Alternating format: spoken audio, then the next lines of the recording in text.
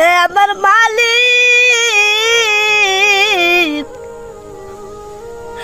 আমরা জানি আমাদের গুনার কারণে তুমি বন্যা দিয়েছো। মালিক, এই গুনার কারণে আজকে যদি বন্যা হয় আমরা তো সবাই মারা যাবো রে মালিক।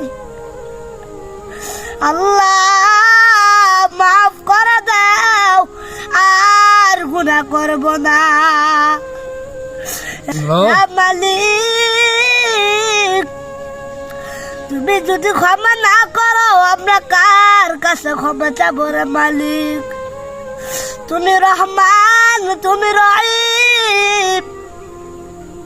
রহমান নামে ওসিলা করে আমাদের সবাইকে মাফ করে দে। রব্বানা যালামনা